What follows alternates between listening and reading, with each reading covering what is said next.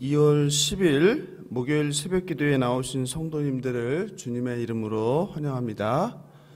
현장에서 또 가정에서 영상으로 함께하는 성도님들께 하나님께서 꼭 필요한 위로와 말씀의 은혜를 주시기를 간구합니다. 이 시간 다 함께 찬송가 102장 주 예수보다 더 귀한 것은 없네 함께 찬양하겠습니다. 102장 주 예수보다 더 귀한 것은 없네. 주 예수보다 더 귀한 것은 없네. 예, 102장.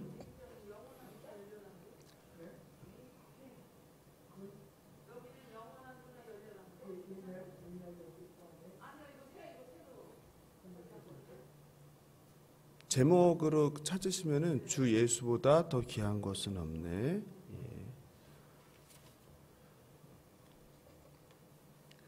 주 예수보다 더 귀한 것은 없네.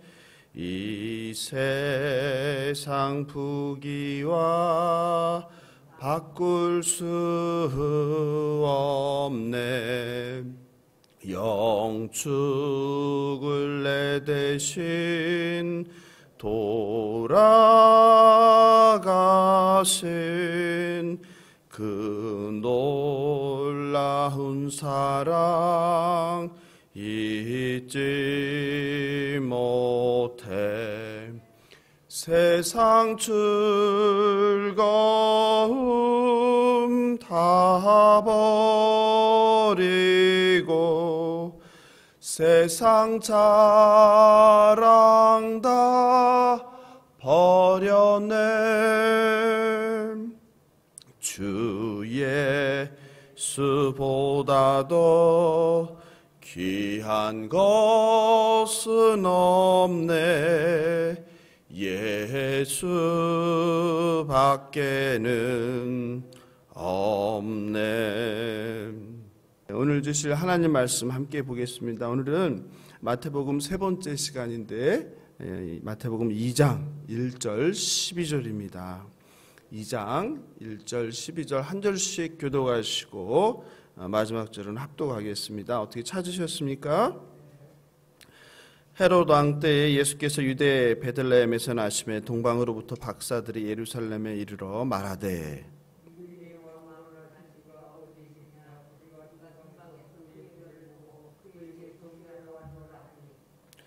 헤롯 왕과 온 예루살렘이 듣고 소동한지라. 왕이 대제사장과 백성의 서기관들을 모아 그리스도가 어디서 나겠느냐 물으니 이르되 유대 베들레헴이오니 이는 선지자로 이렇게 기록된 바 유대 땅 베들레헴아 너는 유대 고을 중에서 가장 작지 아니하도다. 내게서 한 다스리는 자가 나와서 내 백성 이스라엘의 목자가 되리라 하였음이니이다. 이에 헤롯이 가만히 박사들을 불러 별이 나타난 때를 자세히 묻고 베들레헴으로 보내며 이르되 가서 아기에 대하여 자세히 알아보고 찾거든 내게 고하여 나도 가서 그에게 경배하게 하라. 박사들이 왕의 말을 듣고 갈새 동방에서 보던 그 별이 문득 앞서 인도하여 가다가 아기 있는 곳 위에 머물러 서 있는지라. 그들이 별을 보고 매우 크게 기뻐하더라. 집에 들어가 아기와 그의 어머니 마리아가 함께 있는 것을 보고 엎드려 아기께 경배하고 보배압을 열어 황금과 유향과 모략을 예물로 드리니라. 함께 읽겠습니다. 그들은 꿈에 헤롯에게로 돌아가지 말라 지시하심을 받아 다른 길로 고국에 돌아가니라. 아멘. 하나님 아버지와 주 예수 그리스도로부터 은혜와 평강이 오늘 함께하는 모두 성도님들과 가정에 충만하시길 기도합니다.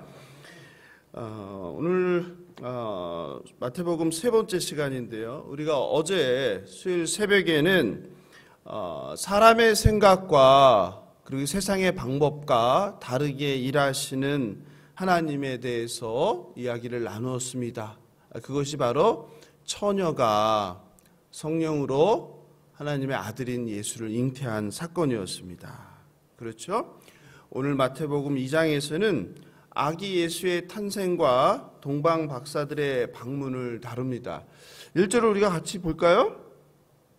헤롯 왕 때에 예수께서 유대 베들레헴에서 나심에 동방으로부터 박사들이 예루살렘에 이르러 말하되 라고 시작을 하고 있습니다. 1절은 동방박사의 등장과 시공간적 배경을 설명하고 있어야죠. 먼저 우리가 헤롯 왕 때라고 했는데 헤롯 왕은 누구입니까? 제가 헤롯 왕에 대해서는 주일 설교 때 사도행전 10장을 나누며 설명을 드렸는데 어떻게 기억나시는지요? 예? 가물가물 하시나요? 그죠? 신약 성경에는 헤롯이 여러 명 등장한다고 그랬죠. 그런데 이 헤롯은 이름이 아니라 유대 지방을 통치했던 왕가의 가문 이름이라고 했죠. 그죠? 오늘 1절에 등장하는 헤롯이 바로 그 유명한 누구예요? 헤롯 대왕입니다. 헤롯은 유대인이 아니었어요. 헤롯은 에돔 사람으로 유대 지역을 통치하기 위해서 로마 제국이 임명한 세운 왕이었습니다. 헤롯은 무자비하여서 예수님을 죽일 목적으로 어떻게 했어요? 2살부터 그 아래에 있는 아이들을 다 죽이라고 명령한 잔인한 왕이었어요. 그죠? 두 번째 나오는 헤롯은 누구였어요? 바로 예수님 앞서서 오신 자 누구예요? 세례 요한이죠. 세례 요한을 참수했던 헤롯 안디바입니다. 헤롯 안디바는 바로 누가 되겠어요? 세례 요한을 참수하고 그리고 예수님의 재판에도 관여를 했던 사람이죠. 그리고 바로 지난주일날 설교한 세 번째 헤롯이 나오는데 그 헤롯은 사도행전 12장에 나오는 헤롯이었죠. 그 헤롯은 어떤 일을 했어요? 야고보, 예수님의 제자였던 야고보를, 최초의 제자 중에 순교자였던 야고보를 죽였죠. 그리고 나서 유대인이 기뻐하는 것을 보고 자신감을 얻어서 그 다음엔 누구를요? 베드로를 감옥에 가두고 죽일 기회를 호시탐탐 노리던 자라고 했죠. 그죠? 그 헤롯에 대해서 얘기했는데 바로 오늘 나오는 헤롯이 바로 첫 번째 헤롯 대왕입니다. 바로 사건은 바로 헤롯 대왕 때입니다. 예수님께서 태어난 곳이 어디라고 성경은 말하고 있습니까? 1절을 보니까 유대 베들레헴이라고 하죠. 베들레헴은 예루살렘 남쪽으로 8km 떨어진 마을이었습니다. 해발 고도가 높은 곳이에요. 600m에 위치한. 그리고 누구의 고향이에요? 다윗 왕의 고향이죠. 누가복음 2장에 보면 이런 예수님의 탄생 배경에 대해서 굉장히 자세히 나오는데 요셉과 마리아가 나사렛에서 살다가 어디로 이동을 합니까? 바로 베들레헴으로 이동을 합니다. 그 목적이 뭐예요? 호적을 하러 갔다고 나오죠. 누가복음 2장 4절 5절을 제가 읽어드리겠습니다. 누가복음 2장 4절 5절입니다. 요셉도 다윗의 집 족속이므로 갈릴리 나사렛 동네에서 유대를 향하여 베들레헴이라 하는 다윗의 동네로 그 약혼한 마리아와 함께 호적하라고 올라가니 마리아가 이미 잉태하였더라. 그렇죠? 여기서 우리는 하나님의 놀라운 섭리를 발견하게 됩니다. 왜냐하면 갈릴리 나사렛이 고향인 부부가 베들레헴으로 아기를 배서 산딸이 가까웠는데 올라가는 거예요. 이것은 다름 아닌 구약 성경 미가서 5장 2절의 말씀의 성취를 의미합니다. 미가서 5장 2절을 제가 읽어보겠습니다. 베들레헴 에브라다야 너는 유다 족속 중에 작을지라도 이스라엘을 다스릴 자가 내게서 내게로 나올 것이라. 여기 나오죠? 내게서 내게로 나올 것이라. 누가요? 이스라엘을 다스릴 자가. 이미 하나님께서는 선지자 미가를 통해서 구약에서 이스라엘을 다스릴 자가 내게서 내게로 나올 것이라. 근데 누구라고 불러요? 베들레헴 에브라다야. 유다 족속 중에서 너는 작을지라도.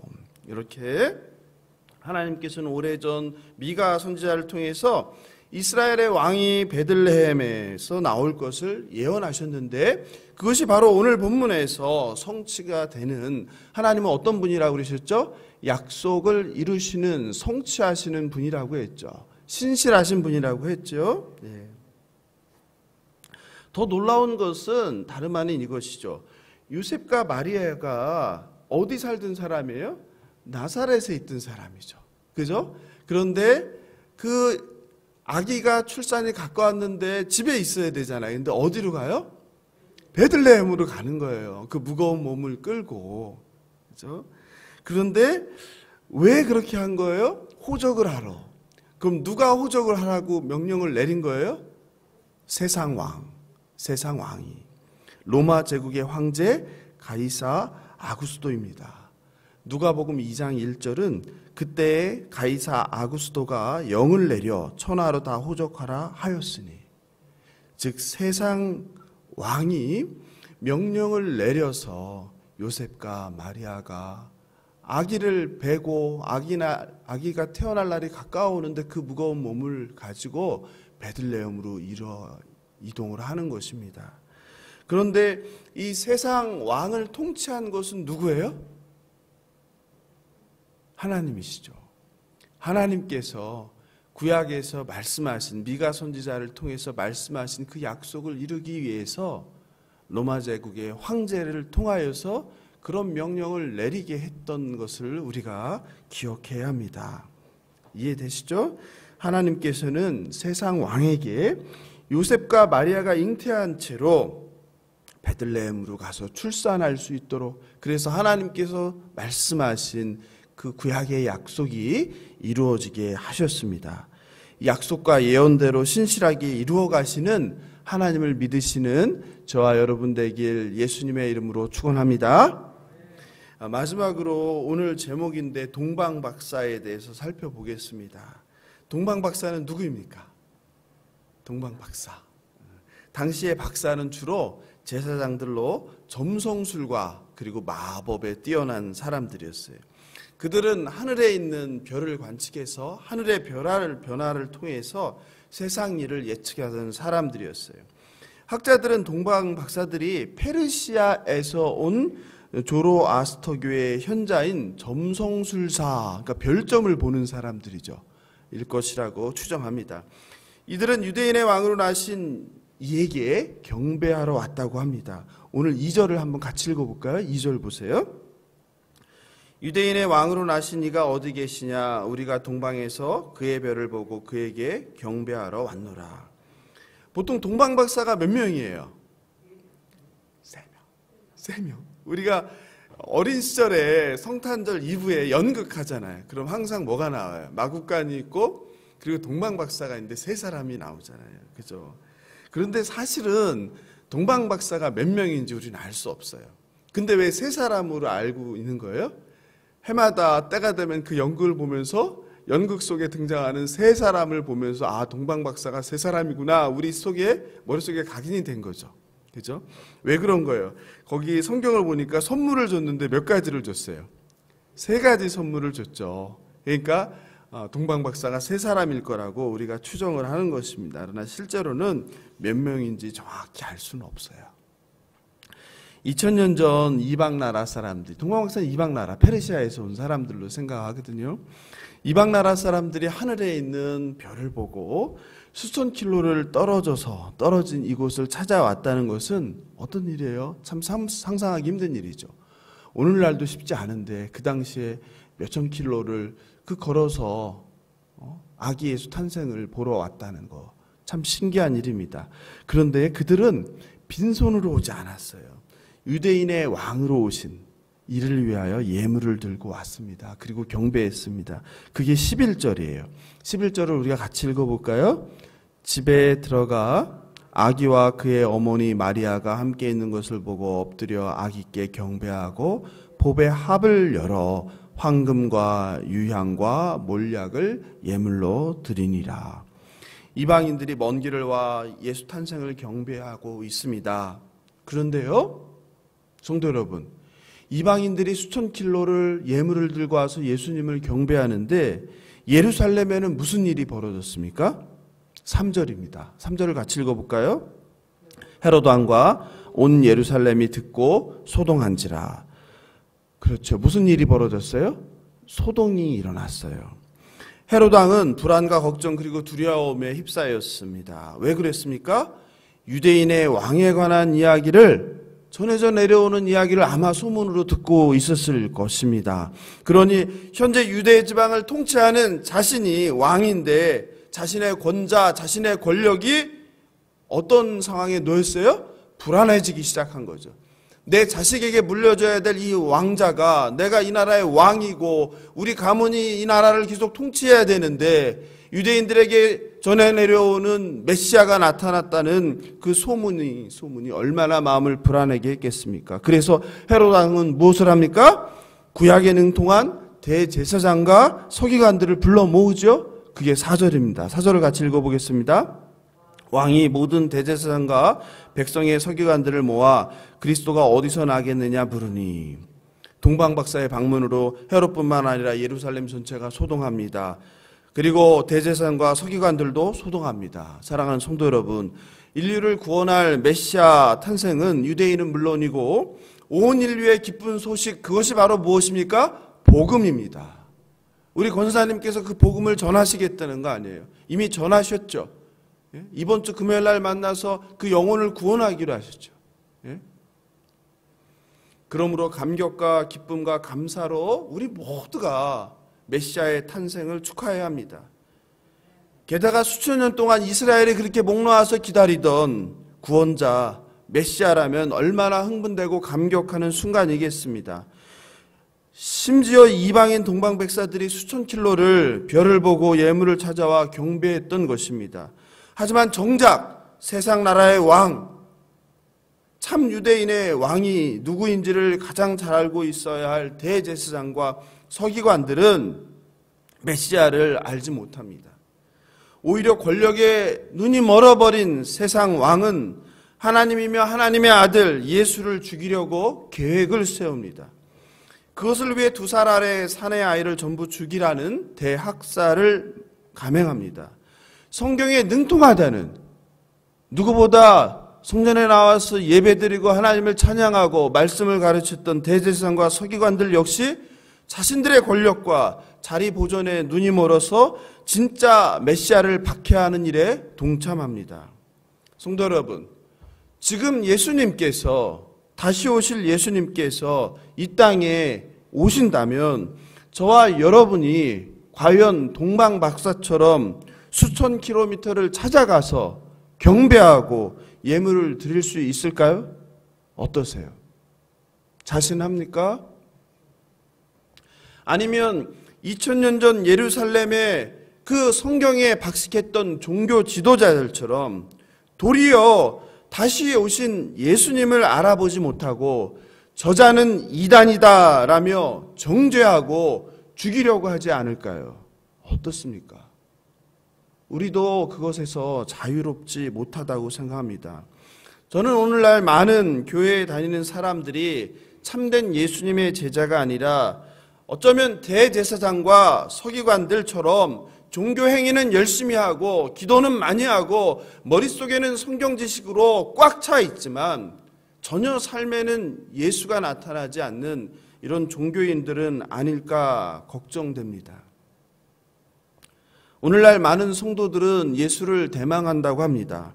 그러나 정작 그들의 삶은 다시 오실 예수님을 기다리지도 않고 그리고 예수님과는 무관한 삶을 살아갑니다. 천국을 믿는다고 하면서 영생을 받았다고 하면서 여전히 이 땅의 부귀영화를 쫓아 살아갑니다. 세상의 성공을 바라는 그 마음, 세상의 재미와 쾌락을 추구하는 그 마음 가득한데 그 마음 가운데 예수 소망, 부활 소망, 천국 소망이 들어갈 자리가 전혀 없습니다. 온통 땅의 것으로 마음이 가득합니다. 생각이 가득합니다. 어떻게 하면 부자가 될까? 어떻게 하면 성공할까? 어떻게 하면 남보다 더 잘난 사람이 될까? 어떻게 하면 인정을 받을까? 이런 생각으로 가득한데 그 안에 예수 생명이 들어갈 자리가 전혀 없습니다. 예수님은 하늘의 보화를 쌓으라고 했는데 땅의 재물을 쌓기 바쁩니다. 땅의 재물이 사라져서 원통해합니다. 바라옵기는 땅의 재물이 아니라 썩지 않고 변하지 않고 사라지지 않은 영원한 하늘의 기업을 믿고 바라고 추구하는 저와 여러분 되길 예수님의 이름으로 축원합니다. 말씀을 마무리합니다. 어제 권사님께서 제게 이 말씀을 하셨어요. 이 세상에 나만큼 하나님께 사랑받고 복을 받은 사람이 있으면 나와보라고 해.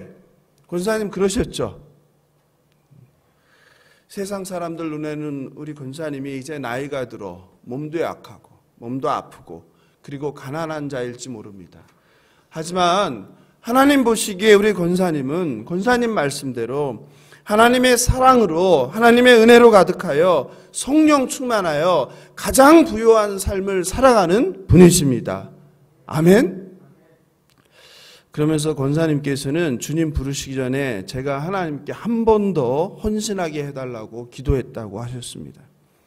늘 하나님께 이것저것 해달라고 간구하는 제 자신이 참으로 부끄러웠습니다.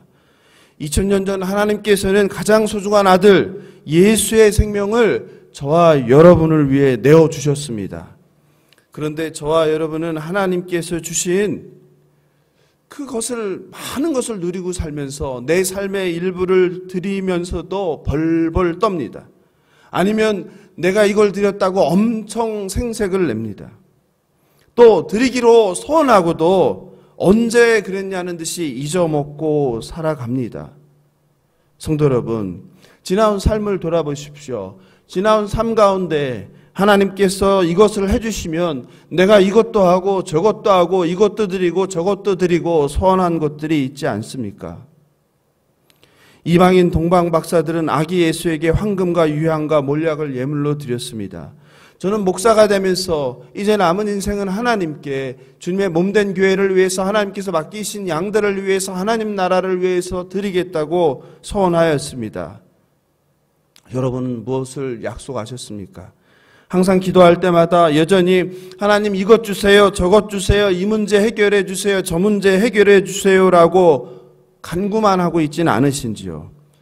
오늘 이 시간에는 죄인인 우리를 위해서 가장 귀중한 것 아들 예수를 내어주신 하나님 사랑을 기억하고 그 사랑에 감사하면 좋겠습니다. 그리고 저도 별거 아니지만 작지만 하나님을 너무 사랑하셔 예수님을 너무 사랑해서 이걸 드리고 싶습니다 라고 고백하는 저와 여러분 되면 좋겠습니다. 하나님 제가 형편이 어려워서 물질을 드리진 못하지만 하나님 제 섬김을 드리겠습니다. 하나님 제 시간을 드리겠습니다. 주님을 사랑하는 마음을 이웃에게 전하겠습니다. 하나님 그 예수, 그 복음, 기쁜 소식을 내가 사랑하는 가족에게 예수 믿지 않는 자들에게 전하겠습니다. 이렇게 삶의 11조를 하나님께 올려드리겠습니다.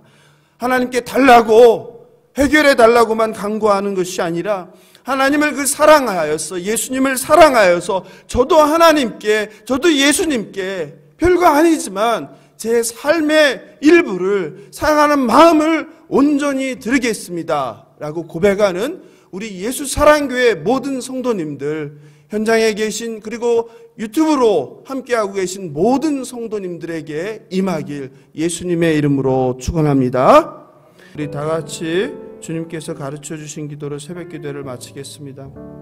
하늘에 계신 우리 아버지여, 이름이 거룩히 여김을 받으시오며 나라의 임하옵시며 뜻이 하늘에서 이룬 것 같이 땅에서도 이루어지이다.